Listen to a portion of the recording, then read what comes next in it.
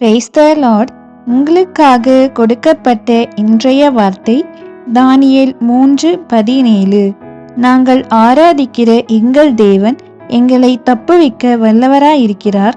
அவர் எரிகின்ற அக்கினி சூளைக்கும் ராஜாவாகிய உம்முடைய கைக்கும் நீங்களாக்கி விடுவிப்பார். கர்த்தருக்குள் பிரியமானவர்களே, பாபிலோன் என்னும் பட்டணத்திலே தூரா என்னும் சமபூமியிலே நேபுகாத் நேச்சார் என்று ஒரு ராஜா இருந்தார். அவர் 60 முழ உயரமும் 6 முழ அகலமுமான ஒரு பொற்சிலையை பண்ணுவித்து, பின்பு நேபுகாத் நேச்சார் அவனுடைய வேலையாட்களையும் அந்த ஊரில் இருந்த யாவரையும் அவன் பண்ணி வைத்த சிலையை பணிந்து கொள்ள அழைப்பித்தான். அவன் அழைக்கப்பட்ட அனைவரும் அந்த சிலையை தன் தெய்வமாக கொண்டு வணங்கினார்கள். ஆனால் அங்கே இருந்த சாத்ராக், மேஷாக், ஆபத்நேகோ என்னும் 3 பேர் நேபுகாத் நேச்சார் பண்ணின சிலையை வணங்க மாட்டோம் என்றார்கள். இவர்கள் சொல்லும் வார்த்தையை பாபிலோன் ராஜா கேட்டபோது மிகவும் கோபம் அடைந்தான்.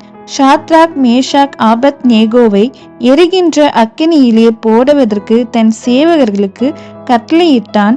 அந்த நேரத்தில் 3 பேர் ராஜாவை நோக்கி, நேபுகாத் நேச்சாரே, நாங்கள் ஆராதிக்கிற எங்கள் தேவன் எங்களை தப்புவிக்க வல்லவராயிருக்கிறார் என்றார்கள். பின்பு அவர்களை எரிகின்ற அக்கினியில் போட்டார்கள். நேரம் சென்ற பின்பு அக்கினியிலே போட்டவர்களும் சேவர்களுடன் நேபுகாத் நேச்சாரும் போய் பார்த்தபோது அவர்கள் ஜீவனோடு இருந்தார்கள். அந்த 3 பேருடன் தேவதூதனும் அவர்களை பாதுகாக்கும்படியாக இருந்தான்.